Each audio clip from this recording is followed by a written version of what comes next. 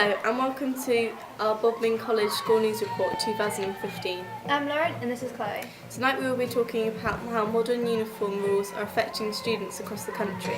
Students at Bodmin College are unhappy about the change in uniform policy, and a new survey has shown that this is affecting some students. Here's our reporter Millie talking to both students and teachers at Bodmin College. Millie. Thank you, ladies. Today we'll be talking to a few students and teachers about the results of the latest uniform survey. We asked 100 students from Bodmin College whether or not they're happy with the school's rules regarding uniform. The results are very one-sided, and 97% are saying they're not happy. How does it feel when teachers stop you from wearing certain clothing in order to prevent distracting males? I feel objectified and oppressed, and I feel like it's really unfair. I see why they are. It doesn't really change it. Oh God. I think it's really hypocritical. And I feel really self-conscious. They care more about our parents and our education. Because they think they'll help us learn, but it doesn't. Thank you for that report, Millie. Very interesting views. Now here's Millie talking to one of the teachers at the school. Why do you think teachers are so bothered about uniform? I think uniform's important because it gives everyone a sense of being part of something. So you've got like a sense of identity.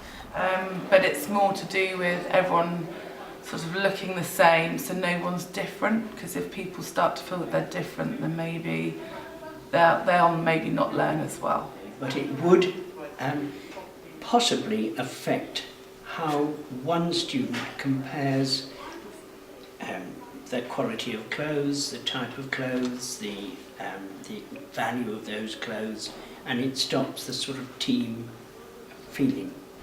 And also I don't think that school should be just a fashion show. I think it should be that everyone looks the same, looks nice and smart, and just make sure that everyone's looking their best.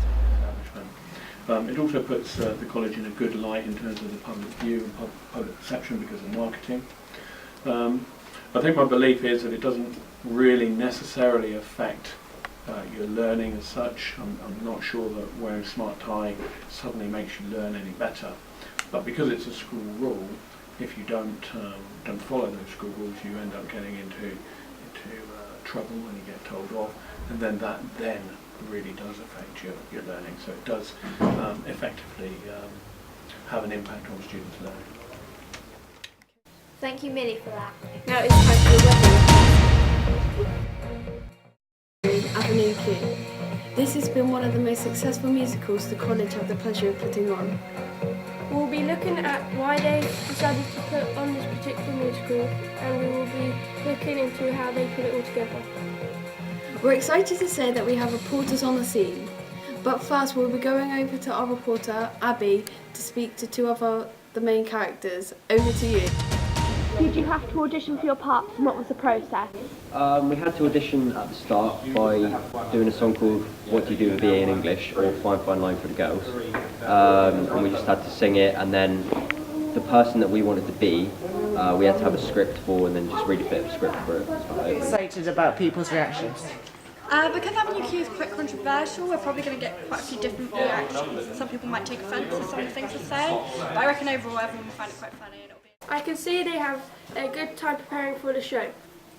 Now we'll be going over to our reporter, Caden, who is interviewing the show's director and the head of the college's music department, Mr. Ben Vincent. How did you make these puppets? Well, we started thinking about doing the show back in July last year, just at the start of the summer holidays.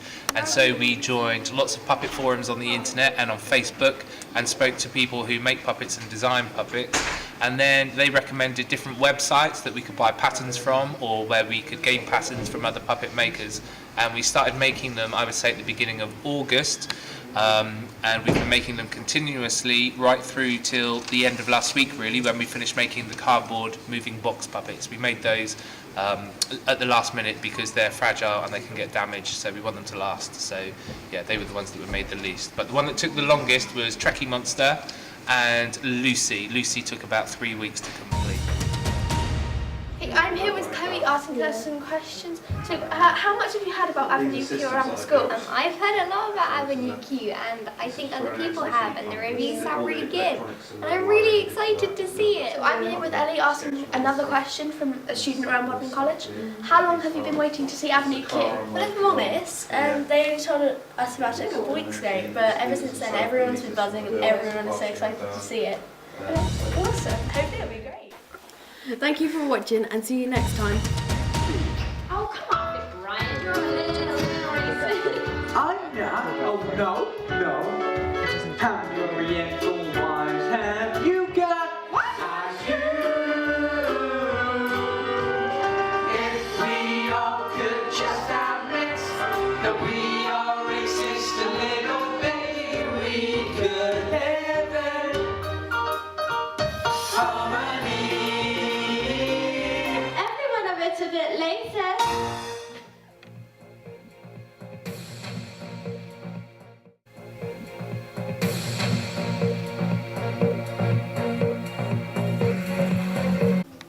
Hello and welcome to Bodmin College BBC School Report. I'm Shaylin and I have an interview with the Mayor of Bodmin who is here to talk about his role. Over to you, Dan. Mayor is the chairman of Bodmin Town Council. Bodmin Town Council is made up of 16 elected people from the town, and each year we nominate and elect a mayor, which is basically the person that needs to be in charge. But I'm not in charge as such. It's not like a business, it's a democracy, so any decision has to be made by a vote. So the only time I would make the final decision is if the vote was a deadlock. So if there was 50-50, the mayor gets the casting vote and he makes the final decision on things. Do you enjoy being mayor? I do enjoy being mayor. It's quite a great thing to do. It's not something that I initially started out wanting to do. My dad was on the town council for several years and he had to give it up because of health, and I sort of joined almost in honour to him, and because I wanted to do something for the town. I've lived in the town all my life and I felt it was important that local people have a say in what goes on. Could I become mayor? The criteria for becoming mayor is you have to be over 18, so not yet. You have to live in the town, which I hope you do. Yeah. Or you can work in the town. So those are the criteria, and I think you mustn't have a criminal record. Other than that, you could become mayor. But first, you'd have to join the town council. There's two ways to get into the town council. You can stand for election, because every 4 years there's an election. So if you want to be on the council, you have to put your name forward to Cornwall Council, and if there's 8 people that apply for 8 seats in a particular ward of the town, then you'll automatically go in. If there's 9 people, then there has to be a vote, so you might not get in. I didn't get in that way. I got in because I saw an advert in the paper that said that the town council had lost 3 of its members and that nobody had asked for an election. So basically they were looking for people to come forward and volunteer to be councillors. It's called co-option. So you can be co-opted into the council, and that's how I came on it really. I wrote a letter of application. I went along to one of their meetings, and there was three positions and only 3 applications, so I was instantly on. If you could change anything in Bodmin, what would it be?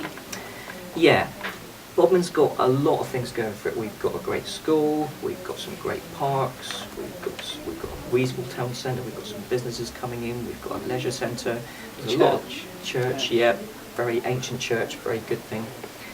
Lots and lots of things going for it, but people only seem to focus on the negative things of what we haven't got, and why haven't we got it, and why aren't we like Snowstorm, why aren't we like Truro, and I think moaning about things doesn't help anyone.